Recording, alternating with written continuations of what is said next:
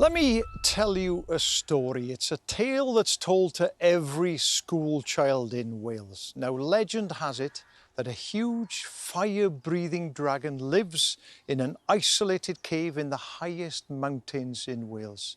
It emerges only when Wales is under threat. Out it comes. It smites its enemies, sends them scattering to all four corners of the globe, and then returns to its lair.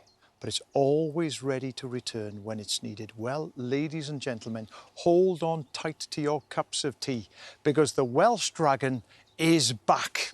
Have a look at this.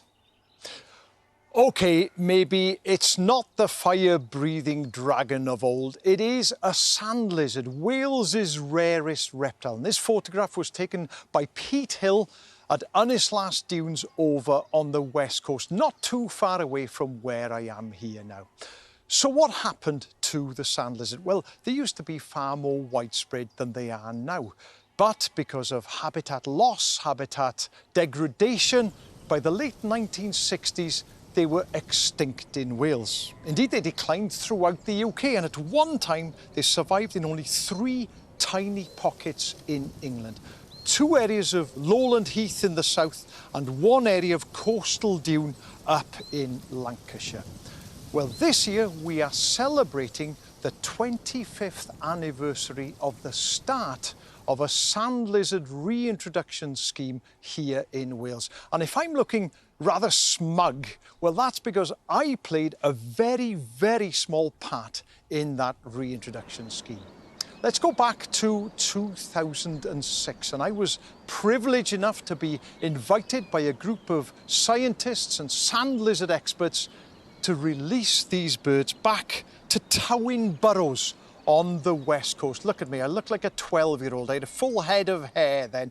Now, in total, 1,265 sand lizards were released at 5 coastal sand dune sites in North Wales. Where are those sites? Well, walk over with me and I'll show them to you on this map here. The first release was over here, Morfa Harlech on the west coast. That was in 1995. That was followed in 2003 by Gronant Dunes. Then the next year, the adjacent site, Talacre Warren there. Then back here to the Tywyn Burrows, where I was briefly involved in 2006. And finally, just the other side of the Dyfi estuary, Ynys Dunes there in 2009. And I'm delighted to be able to tell you that it's gone very well indeed. They have found evidence of breeding, successful breeding at all 5 sites. And I must say, I'm delighted, partly because it's brought a little bit of colour back to Wales, but also partly because they brought with them some incredible behaviour. Now, when these creatures first emerge in spring, they are quite bland looking, let's be honest about it. But there's a reason for this. They need to blend into the background. They need to be camouflaged because they're exothermic, they're cold-blooded, they need to warm up. So they've got to go out into the open, and there they're susceptible to being predated by birds like kestrels, by buzzards and by corvids. But in late April and May, a huge transformation takes place in the males. The flanks become beautiful green colour, and these are then called badges. Now, why is this? Well, some research has been carried out in Sweden, and what they've discovered is that the males fight in spring.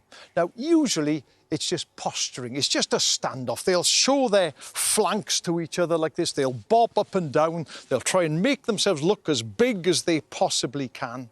And one of the rivals will then scurry away into the undergrowth. And the winner is the one with the biggest badge, the brightest, boldest stripe down its flanks. But what happens when 2 equal rivals come together? Well, again, they'll posture for a while, maybe 15 minutes or more.